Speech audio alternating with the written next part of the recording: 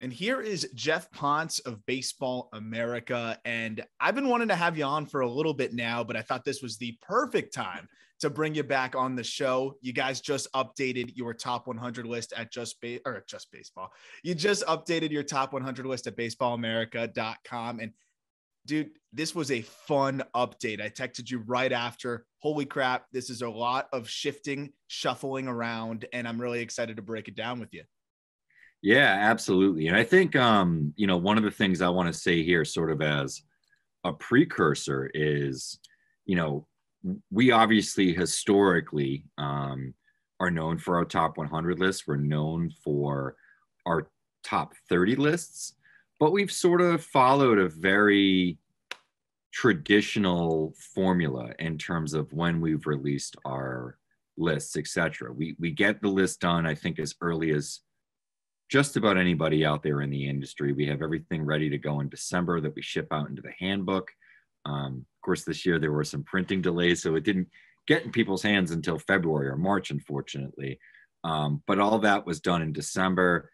We then update throughout the off season. As there's trades, et cetera, there was a little bit less of that activity this year, obviously due to the lockout.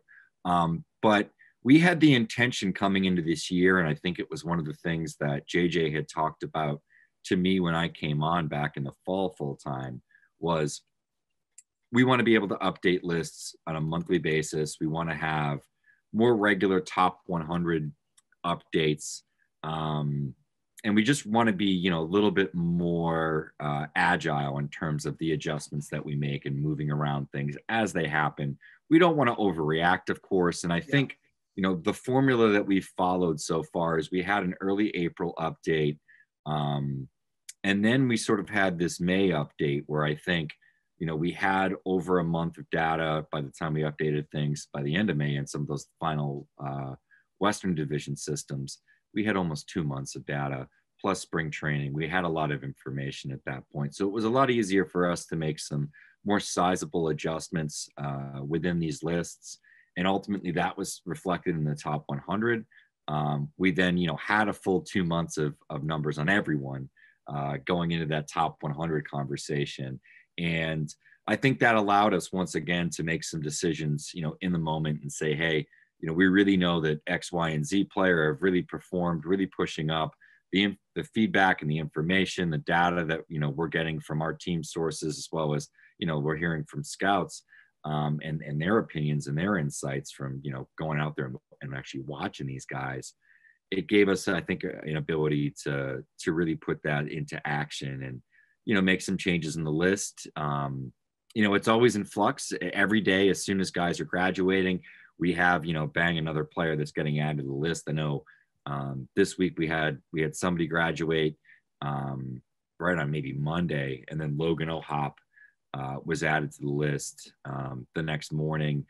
We had Jordan Groshans added to the back end of the list the other day when we had another graduation. And there's some more coming up as well. I mean, we've seen a lot of top 100 prospects end up in the major leagues, even if they didn't start the season there, kind of quickly get up and play some prominent roles, an example of a guy like George Kirby. So these are all things that are sort of happening, all throughout on the day-to-day basis behind the scenes. But I think it's allowed us to provide a more accurate list than we have in the past.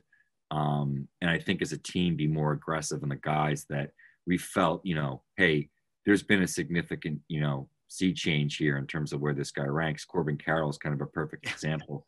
He was in the back end of the teens, which I think coming into the season, some people might have even said, hey, look at how many games this guy's actually played. What the heck's going on here? I know he's talented, but there's a lot of risk there. And within a week or two, I remember getting people pinging me saying, hey, you're low on Corbin Carroll because, well, there's a lot of folks out there in the fantasy industry where they really only do lists. They're not going to games, they're not writing up players, they're not, getting direct scouting feedback, etc.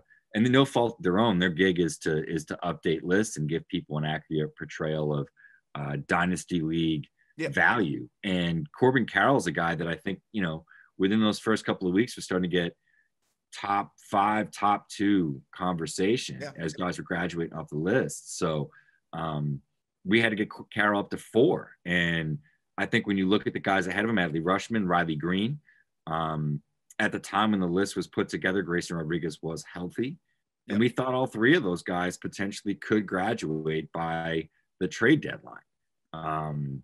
And, you know, that's going to be probably our next big update. We'll add all the draft kids that have signed, et cetera. We're kind of holding off this month until the end so we can have the most accurate top 30 lists going into that July period where it's just a frenzy between the draft and the trade deadline. Which is like a frenzy, but also so much fun when you start to see where certain prospects slot into other systems. And, you know, I love breaking down the trades. And that's the other thing I wanted to mention with Baseball America as well, as you talked about off the top is, yes, you guys are updating the list maybe as frequently as ever, but I'm a big fan of a lot of the you know, standalone articles that you've been doing as well. And whether it's, you know, best pitches of guys, you know, that are not in the top 100, best fastballs, or, you know, just your notes in general. I think you've been doing a great job there, Geoff, and really encourage people, you know, if you're buying a subscription to Baseball America, you are not just signing up for rankings. You're getting a lot of content as well, all across the minor leagues, and a lot of, you know, very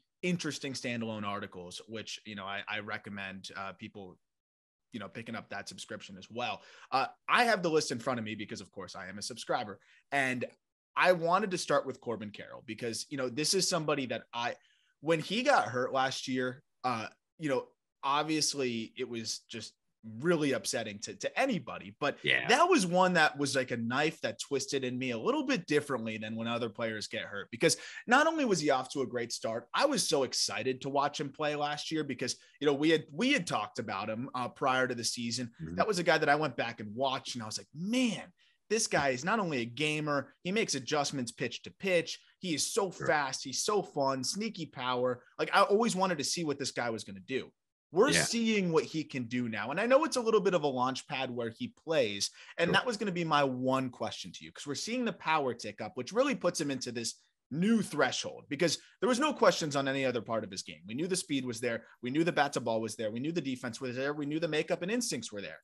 What do you make of the power for Corbin Carroll? And I'd assume that you guys are buying, you know, at least a level of it to put him at fourth here in the updated top 100. How much power is in there for the Diamondbacks prospect? Yeah, I mean, I think, you know, regardless of the home park and everything else, when you look at some of the data and some of the numbers that have come out in terms of his exit velocities, even out there on Twitter and broadcast, you're hearing a lot more of that information now. I mean, he's got to be like within, you know, the top 10 percentile in terms of like his high end exit velocities. There's still juice there. He's a strong kid. He may not be the biggest guy, takes really good attack angles to the ball. And it's, you know, it's good power because of the bat speed and everything else. So I don't have too many concerns there. And it's not like we're going to get tested anyway. He's going to go to AAA and see, you know, another launching pad, you know, the PCL where the numbers are absurd.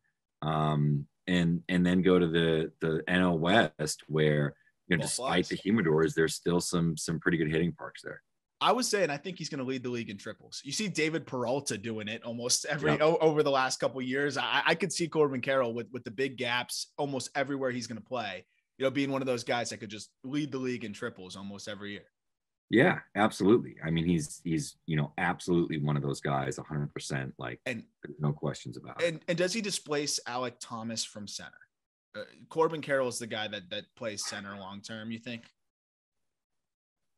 You know, I would think so, but it's a good problem to have. It's a win-win, right? It's like one of those situations where, like, you know, if you have three center fielders in the outfield, it doesn't really matter. It doesn't matter. It's like the value of that is tremendous. I mean, I guess I'm stretching a little bit calling Benintendi a center fielder, but I think that's what his position typically was coming up and how we sort of viewed him. But look back in like those Red Sox teams, like 2018, with that outfield of, you know, Bradley Jr., Mookie Betts, and Benintendi. It's like, you know, you had three guys that can cover a significant amount of ground, especially with a guy like Benintendi maybe being the least rangy of the three, being in left at Fenway Park. It was like, oh my God, like, you know, this is a standout defensive outfield. And I think if you can do that, especially in this day and age, if you're chasing power pitchers and guys that maybe are a little bit more hoppy in the fastball and throw up in the zone,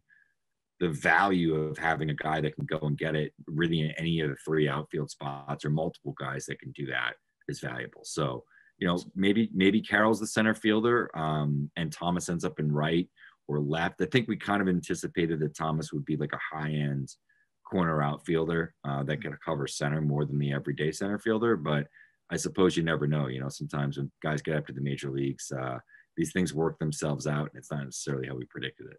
Yeah, so that was actually something I wanted to get into, that, and a guy that graduated the list, because I want to focus on the specific rankings of the list. But there's one thing that I very much wanted to pick your brain on, and it's Julio Rodriguez, because Julio Rodriguez is now graduated, and now he looks like one of the most talented young players in the game. He is showing us a little bit of everything at the big league level. How were we, as just, I guess, a general community, so wrong on Julio Rodriguez's speed? I feel like I look across the board retroactively. I was looking everywhere. I looked all over, and I just don't understand how Julio Rodriguez did not have plus run grades anywhere. And that was something that really shocked me.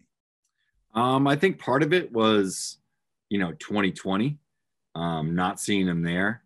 Part of it was, 2021 and how fragmented his season was with the Olympics and some of the stuff. I think he had an injury at one point, was on the IL. Some of that. I think the other big part of the equation is he worked on it. He worked on his athleticism. He worked on his fielding. I think even the body that we saw 2 years ago when he was sort of a precocious teenager has matured, and it's not necessarily backed up in the way that we had anticipated, where we thought he's going to get thick and he's a broad-shouldered guy. He's a bigger frame guy. He's probably going to slow down and get thick. And, he managed to keep up a really high level of athleticism, and credit to him. I think a lot of that was the work that he put in. And it was something that he's spoken about, in interviews in terms of the type of effort that he's put forth. And, that's not impossible. I think that we've seen this before throughout the history of the game with guys that maybe had that sort of twitch or speed component question as prospects and improve it. You just got to be a freak too. And I think, I think it's a lot of it's about work and just, being willing to put in a lot of effort to maybe get some pretty measly gains overall. But if you keep on going back to that, when you're young enough, right, and athletic enough and strong enough, you could probably improve a lot of that stuff. And I mean, like Dustin Pedroia was a guy that wasn't all that fast at Arizona State. And then I can remember maybe after his second year, might've been the year he won MVP. He put in a ton of time in terms of speed work in the off season. And, sometimes incrementally that makes a big difference defensively. It makes a big difference just in terms of beating out a hard struck, ground ball if you're a right-handed hitter to the left side of the infield. And, just those extra couple of steps and split seconds can be the difference between being, safe or out. And, 5 or 6 hits like that can boost your average a lot. So I think across the board, and then, obviously being dangerous as a base runner, being able to take that extra base, get home on a well-struck ball to the gap. The closing speed too, the closing speed in center. Yeah, it kind of hedges some of the, there's still a learning curve on the jumps, but like the closing speed is amazing. So I love just hearing that from someone like you. You're like a perspective of someone that's evaluated him for a while. And there's just still always that out of our control, out of our evaluation type of component to this whole thing, which is how hard is this guy going to work and how much time is he going to put into this specific area of his game? And Julio Rodriguez, that's why makeup is kind of the best way to hedge it, I would say. And Julio Rodriguez never had any questions in that regard. Yeah, absolutely. I think you're totally right there. So another guy that, again, makeup wise, work ethic, all the reports are great on him, but it's been a tough start for him. Anthony Volpe, and he only drops one spot, but he has been a little bit slow out of the gate so far in AA for the Yankees. He's still very young for the level. Was the breakout player of the year, I would say, in the minor leagues last year. What do you make of the struggles, just quickly on him before we keep going through the list here? how concerned are you? Because I know we talk about Volpe as a guy that legitimately could be the number one prospect in baseball at some point. Now that momentum slowed a little bit, doesn't really change the overall outlook, but what's the vibe and pulse on Volpe right now? Yeah, I think, he got out of the gates pretty slowly, and, that's obviously, never great. So, that's put some sort of, additional pressure on him over the last month plus to perform. And I think things have sort of slid a little bit. Hasn't necessarily gotten all that much better. But, that being said, I think if you watch the player, he is somebody that I've been sort of honing in on. I haven't seen him live yet this year. I will very shortly. I'm going to see plenty of Somerset this year, and I'm sure if he makes his way up to Scranton Wilkes, I'll probably see a bit of him as he visits Worcester as well, which is, my home ballpark here. But, overall, you look at the underlying numbers. He's chasing a little bit more than he did last year, but it's not absurd. I mean, still very much like an average sort of swing decision number. He's making an average to above average level of contact. That's not a concern. He's still hitting the ball fairly hard in terms of his, his high end exit velocities. Not as hard as he had last year. And I think that there's been some inconsistency in some contacts and rollovers issues and stuff like that. But I really think he's going to work it out. Yeah. And this is just sort of a blip on the radar. Yeah. I think we also need to remember too, he just turned 21 at the end of April. He entered the season as a 20-year-old. This is double A, in my opinion, and particularly the Eastern League, having, I cover these leagues, I chat with scouts, I talk with people internally. I think it's probably one of the more talented double A leagues, if not the most talented double A league at this point in time, particularly through the first month. Some of the pitching that's come through there, some of the quality arms that you're seeing out of the bullpens, and a lot of these teams that are starting to piggyback guys for 3 or 4 innings in the start. You're seeing a lot of good arms, and I think you're seeing a higher level of play defensively as well.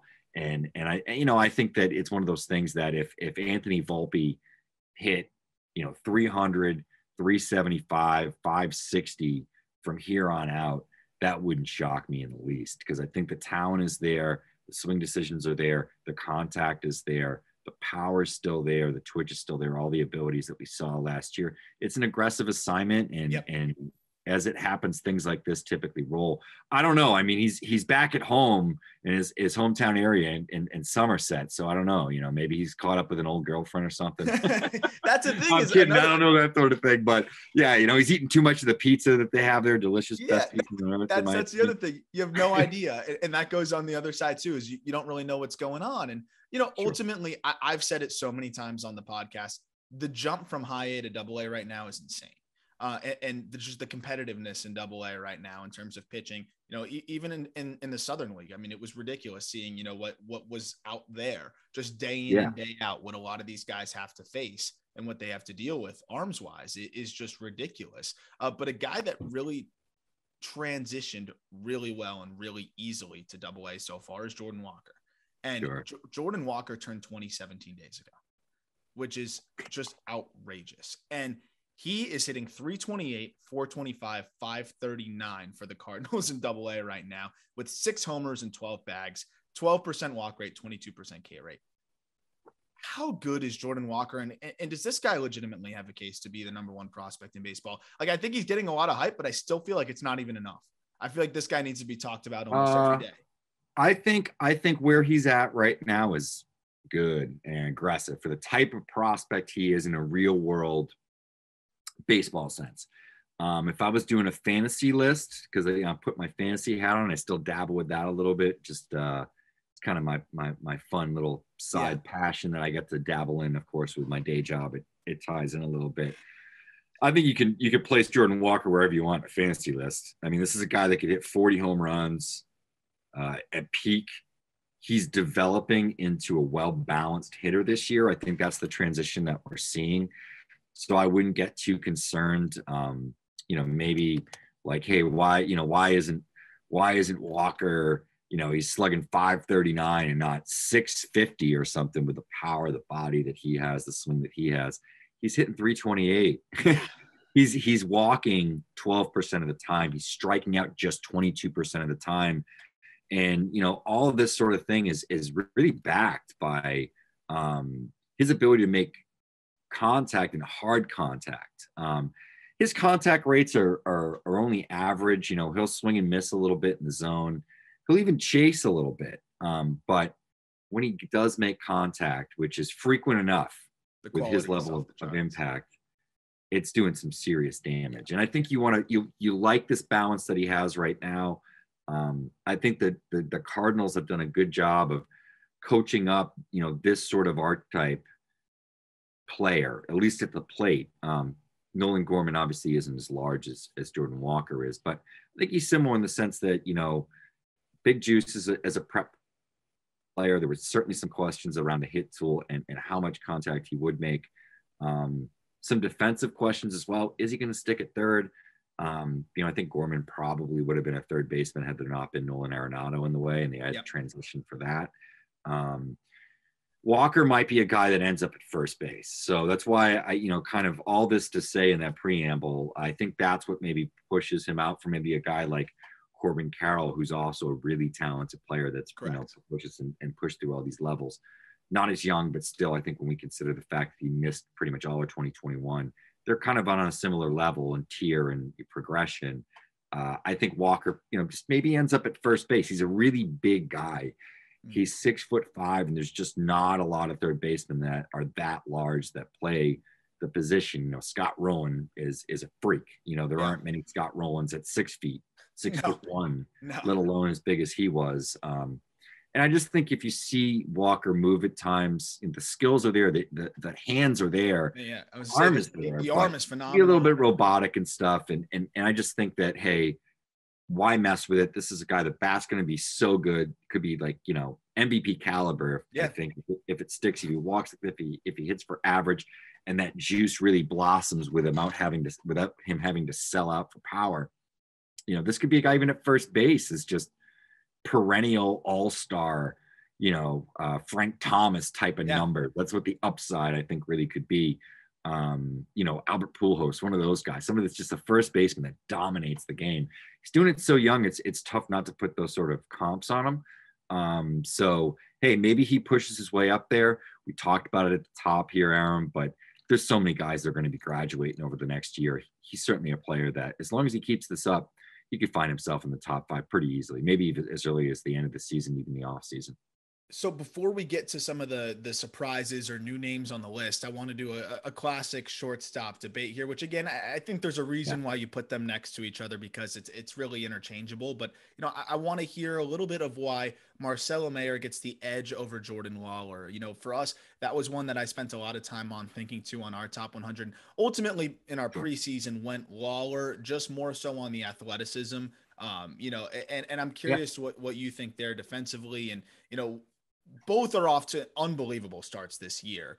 You have Meyer hitting 323, 393, 527 with a 152 WRC plus 2 home runs, which is quite good. And then Jordan Lawler, 352, 461, 600 slash line, a 178 WRC plus 7 home runs, 18 stolen bases. So they're both lighting up low A. But what ultimately led for you guys to lean Meyer over Lawler?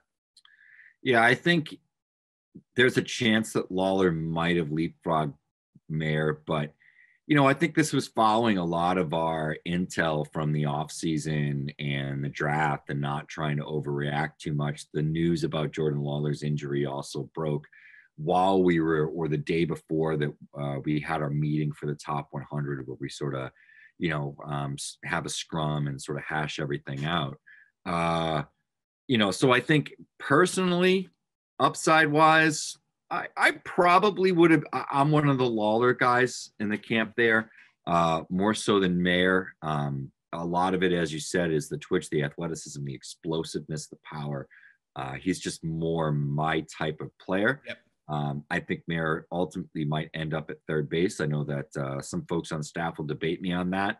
They think the instincts are really, really good. The actions are good. The internal clock is great. and he just has a natural sort of feel for the position, despite maybe not being as twitchy as a Lawler or a House or, of course, a Khalil Watson. But both really good players, and in the end, it's not one. It's one of those things that you sort of just move on. It's like, all right, this is what my case is. This is what the factors are, and they're right neck and neck. So, Totally. if one leapfrogs another because of performance or something over the next year or so, that wouldn't be shocking. Absolutely. And I just always think it's an interesting talking point because both are off to a great start, which is awesome to see. Yeah. And we'll get to Khalil Watson in a little bit because I want to get your thoughts on him. But I want to talk with some of the surprise strong performers so far. It may not be a surprise to you guys because I know you guys have been on Drew Romo. I think Baseball America has been as high on Drew Romo as anybody. And, he's up to 35 now on your top 100 list. And catching prospect for the Rockies is not someone I generally expect to rapidly climb up lists. But as we talked about before we started recording, the Rockies are surprisingly building something here a little bit. They even convinced Riley Pint to unretire. But when you look at actually what they have building here, several top 100 guys, which is a far cry from where they were a year ago. Drew Romo checking in at 35 was one of the big surprises. You look at the numbers, it makes sense. You look at the defense. The ability to receive, the arm, it all makes sense as well. But I think for the average, prospect person or even just average fan, they're probably surprised by Drew Romo being this high. And I, kind of just wanted to tee you up on why he's here. Yeah, I think, coming out of the draft, the big question was the bat. And we've seen that play so far. And he's made a ton of progression, through his first, we'll say 18 months as a professional. He's been a standout. And, when we trust our reporting and, the contacts that we have, heavily with opposing scouts, farm directors internally that we speak with, with each of these organizations, he was a guy that just consistently came up in conversations of like, hey, make sure you shove this guy up the list. This is a dude. This is a certified guy, impact on both sides of the ball, leadership skills. And he's just, gotten, incredible buy-in, from the Rockies and vice versa in terms of him with their coaching staff and their player development people. Just like, one of his system mates, Ezekiel Tovar, who actually couldn't go home during the pandemic shutdown. So the organization provided some housing out there in Arizona, and he just worked his butt off. And I think he finally went home after the Arizona Fall League this year, prior to, instructs in spring for the first time, I think for a year and a half. And, wow. I think what we're seeing now is a testament, because he was I think he was worn out in the Arizona Fall League. And I think what we're seeing now is a testament to the amount of work that Tovar put in over the course of that year and a half period, and having the access to some of the training and facilities that he had access to, when maybe some other guys, were struggling to get back into the country. Some benefits there. So just wanted to tie that one in with a Rockies conversation. But Absolutely. Romo and Tovar were two guys that we were really pounding the table for, of like, hey, we've seen it. The scouts have seen it. The numbers back it. Let's do it. Let's make a big jump here, because these are some of the premier prospects in the game. And Tovar is the number one Rockies prospect, I assume now, because in the top 100 update, he slots in at 26. And, kind of segueing into that real quick, just a couple quick thoughts on Tovar. You guys have a 65 on him defensively, which is awesome, because he's swinging it well. He's stealing bases. He is not really blinking at the relatively aggressive assignments, and looks really good overall. To be 20 years old in Double-A and doing what he's doing, it seems like the game is not too quick for him from what I've seen, and he just seems extremely comfortable. What has really stood out to you the most about Tovar so far? And, how much is this guy rising in your mind to becoming, one of the best shortstop prospects in the game? Yeah. The bat to ball skills are excellent. He really owns and controls the zone. The swing decisions are good as well. And there's some power at the point of contact without having to sell out for it. He's really a contact first guy that just has a lot of bat speed and creates sort of torque with his whippy swing. In the field, I would honestly say that he's arguably, if not clearly, the best infield defender that I've seen over the last maybe 24 months. Wow.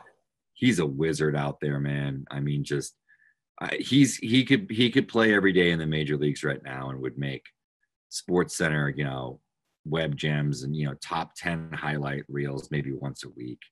All Some right, of the you just stuff that he prompted can me to do do a there, the dive throws, later. You prompted me to yeah, do a the dive later. throws, some of the dives, some of the stuff he just makes even look incredibly easy. I think just as somebody who observes and watches a lot of baseball, just a high level of IQ with the athleticism to make plays that other people can't. So that's really one of the reasons that I'm very much in on Ezekiel Tovar.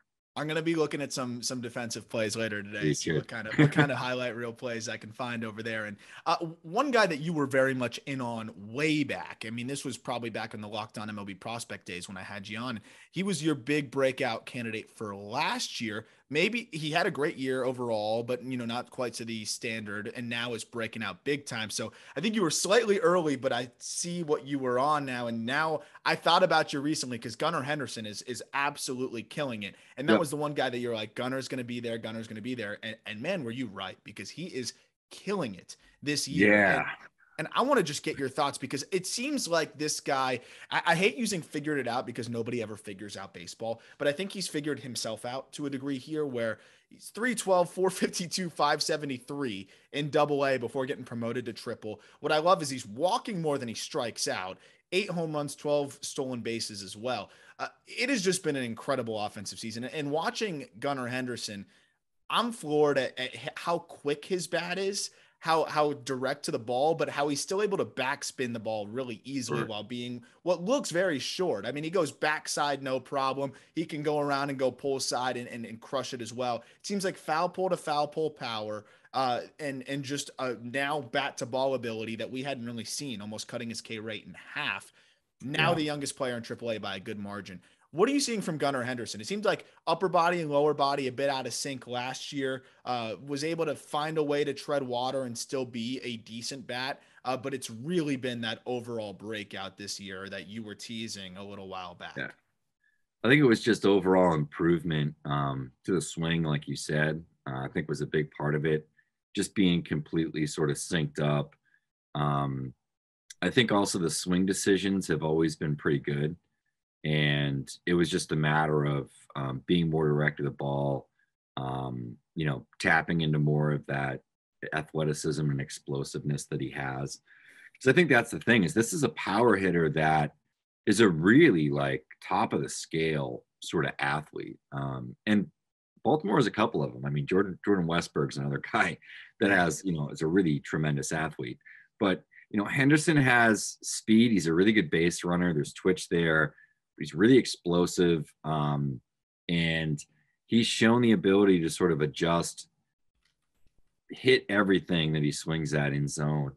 He's become a plus contact hitter from somebody who was kind of fringe average entering the season, I think, based on what we saw last year and, about 5 games in Double-A, but mostly in A-ball. Gets on base a lot. I mean, his walk rate is obscene. I think it's like 19% or something like that. And it's more, he's got a sub 20% K rate. So we don't see many guys have all this. Yeah, exactly. We don't see many guys that have this sort of skill set, but Gunner's one of them, man. And I think, he could even be up. It's too bad that Grayson got hurt, because I felt like, he was a guy, Grayson, Hall could all be sort of on this Baltimore roster for a big chunk of the summer, kind of playing spoiler there in the AL East, strong rush of MLB experience for maybe a good first stretch and then bad. You got to adjust again, kind of getting that out of the way, I thought would be valuable. Might still happen for Henderson. I mean, obviously he's in AAA, and guys like this don't stay in AAA for very long, especially if there's injuries, but they don't really have any reason to necessarily push him at this point. But I think he's a guy that, could be up end of the year, this summer, next year. I think it's imminent at this point. And he's really exciting. It's just this is a guy that I think you could make a case as a top 10 prospect, honestly. Wow. He's that good. Yeah. Wow. Yeah. I mean, that's one that I was talking about, on the card side of things, where I was talking about baseball card investments, prospect investments. That's one that I was like, buy him up while you still can, because even if it already looks expensive, it's going to get even more expensive with the way that Gunnar Henderson looks right now. And probably moving to third, right? Yeah, absolutely. I think that's probably what ends up happening. But he can handle shortstop. I don't think that's a question. But Okay. yeah, I don't know. I mean, maybe he ends up sticking at third and excuse me, at short. And that's the guy. Maybe it's Westbury. They've kind of been moving them in tandem together. Maybe they have some interchangeable parts and they sort of all play different positions depending upon the day. But I think he's a good infielder, someone that should stick on the left side of the infield. A few more for you, because I know you got to run in a little bit. You got 10 more minutes in you? Yeah, I think I got 10 more minutes, and then I got to make a call to on some of my Cape Cod previews that we got. Which I'm excited to get out there, and we'll I'll be out there at some point, and I'm looking forward to connecting with you in the Cape. Don't want to take too much more of your time. I know you're doing your Cape catch up now, so a few more questions, because I could literally, like we always talk about, probably go 2 hours with you on this episode talking about each of these guys. But on a more negative side, unfortunately, super early for Khalil Watson, a guy that I was floored by on the backfields in a good way. The bat speed is outrageous, probably some of the best, just raw bat speed you're going to see in the minor leagues. And, you figure if he's that quick to the ball, he's got to make some decent swing decisions, right? He's got more time to make decisions. That hasn't been the case. He's been overly aggressive, and the zone miss has been pretty surprising too, though. I've been pretty shocked at how many fastballs he's swung through. So far this season, or at least let's just talk about May, because the whole season's been bad. May, 42% K rate. He's hit 165 across the month. What are you seeing with Khalil Watson? He just swings at everything. I think the big issue with him right now is just he swings too much. He swings at bad pitches out of the zone. He swings at good pitches in the zone. He swings at pitches on the outer half. He swings at pitches on the inner half. And I get it, because when he does make contact, he does as much damage as pretty much anybody in baseball. The thing with him is I think he really needs to hone the swing decisions, what he decides to swing at. He's got to really substantially cut down on the chase, because he's always going to have some swing and miss just simply because of his bat path and how he does hit for power. And, still has some issues identifying spin. So I think the first step for him, stop expanding the zone, start to work, middle in, cut the plate in half, just stay off stuff on the outer half. Try to do damage on the inner half where you can. Have a plan. It doesn't look like he has a plan up there. I think it's a big part of it is the plan. And I think, he's somebody that, compared to Brady House and loaded Georgia, we know about how good Georgia is prep-wise. Then we take a look at somebody like Lawler in Texas, somebody like Marcelo Mayer playing in Southern California, some of the best high school baseball in the country. And Watson was also a guy that, I think even on the travel ball circuit, I believe he was playing on a B team even at the beginning of his draft summer before he sort of got elevated because, hey, wow, look at this guy, what he can do. I just don't think he's seen that level of competition in pitching either. And I think that's something that maybe we as an industry sort of overlooked a little bit. And maybe that was one of the reasons why he fell in the draft last year. So, I just think that there's some stuff here where Watson maybe has a little bit longer of a runway in terms of getting to where he needs to be, just in terms of as a hitter, a baseline skill wise as a hitter, because his tools, his explosiveness, some of the things that he can do, if that sort of gets honed and crafted, I mean, this guy could be a top of the scale sort of impact player. How concerned are you? Pretty concerned. I mean, he's striking out 40-something% of the time. Yeah. His chase rates are astronomical. I believe last time I looked, he was a sub 60% contact guy. And those are all really bad warning signs for any player. I mean, it's good that he's in full season ball, but the struggle like this, not great. But the impact's there. So, I think there's still something to sort of hang your hat on and say, I'm not jumping off of the Khalil Watson train just yet. But I think you have to adjust expectations. A couple quick other names real quick. Pete Crow Armstrong has been spectacular. I mean, it has been so fun to watch him. Really, impact the baseball more than people thought. I think, we knew he was going to be an elite defender. We knew he was going to be a good runner, and we knew the bat to ball was there. But how about the impact now? Can we talk about what the overall look of Pete Crow Armstrong is? Again, I don't want to give away the whole list, but he checks in at 47 here, which is a huge jump because he wasn't really on many lists at all coming into this year. Yeah. I think the thing with him is he's the perfect real life list player too. He's a guy that had a really high level defensive profile. There's a lot of skills out there. He's a true center fielder, good arm, good range, good reads off the bat. He's just natural at the position. There was always bat to ball skills. He's twitchy, he can run. And really the question was the impact. And I always wonder I loved him coming into the draft. I sort of was hoping, just as somebody who has local Red Sox affiliates near me, I wanted the Red Sox to take him, especially sort of in the wake of, the Mookie Betts trade. Thought like, hey, this is the next center field. This is the next, sexy outfielder that the Red Sox have long-term. And, what ended up happening, they took Nick York, Armstrong drops to the Mets, as they always do with a talented player, trade him away for some reinforcements that they need at the major league level. Hey, they want to win. Who can blame them? And PCA was a guy that we didn't see in 2020. We didn't see much on the draft circuit because there was a ton of limitations for California players in terms of where they could play, where they could practice. So we didn't get to see him hit in games, I think, as much as we typically would have. There was more impact coming. I know he had some triple digit exit velocities, at 16, 17 years old. That was starting to develop a little bit. It was just a very direct swing path, maybe not lofty and sort of selling out for power. But he then gets hurt right out of camp last year. Only played a handful of games. And that stunk because, I think it was a shoulder injury or whatever as well, if I remember correctly. Shoulder. And he missed the entirety of the season. So once again, even though he hit early and we were starting to see these glimpses, we didn't see the full thing, over an extended period of time. This is the first time that we could see that. And I almost wonder, had we seen it 2 years ago, is this a guy that maybe would have gone in the top 10 of that draft? And, he's really progressed pretty well. Now we're looking at a guy that I think if he continues to hit and play well, depending upon, how the cards sort of shuffle out within the Cubs system and their depth at Double-A, he could end up for a month or so in Double-A this year. And that wouldn't shock me at all, Awesome.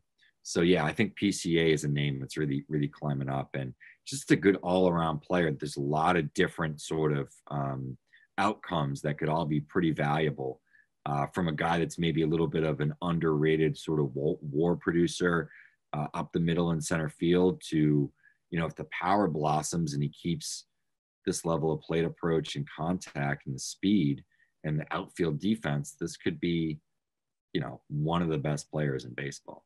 Which is crazy for a couple months of Javi Baez, because I had a lot of Mets fans replying to me on Twitter telling me he was a fourth outfielder when I was, critical of that trade. And again, I get it. You want to win now, but you got to be aware of what you're trading when you're getting a rental there. I don't want to take too much more of your time, so I'll just ask you one last question. Anybody else that you think you want to just kind of give a nod to and, hey, check out our write-up on this guy because I really like our information. Adele Amador is probably one of those that I even told you before I came on. Very rarely am I not going to know a guy very well that's on your list.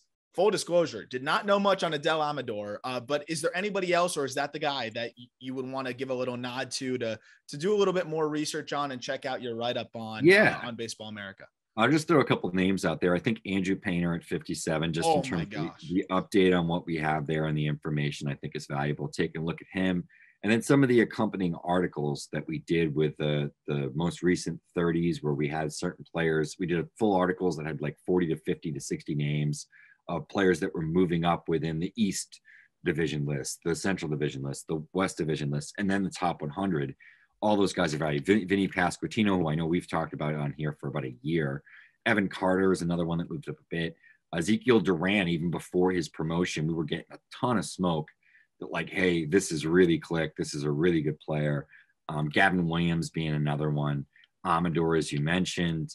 And, I think toward the back end of the list, maybe a guy like Ricky Tiedemann, who I'm really excited about. He actually passed for Elvis Martinez.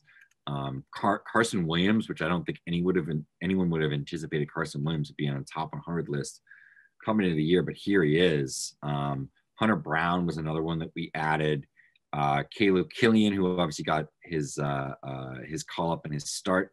We were just ahead of the curve there. And even Spencer Strider, who, funny enough, he's a guy that I actually stumped for a ton. It was like, we really need to get this guy on because he's just, even if he's a reliever, I think he's a powerful reliever and a guy that,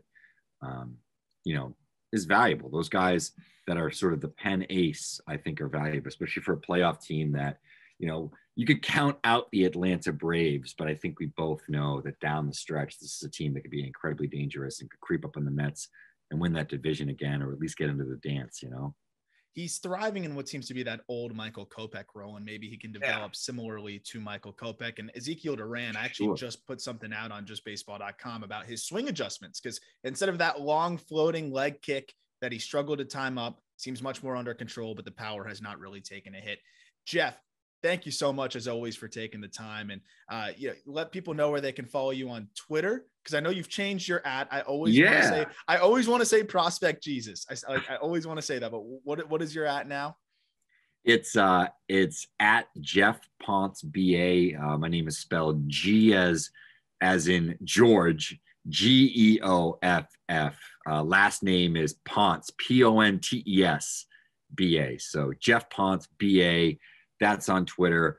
I don't know. I'll get the Cape going. I might try to get like TikTok or Instagram a little bit more engaged. I need like some all-in-one package where I can just post like, videos and clips and stuff, like do a single app that lands everywhere. Because I don't want to have to be at the park having to drop 3, or in the morning or at the night when I come back and I'm cutting video. But this year I'm doing it a little bit different.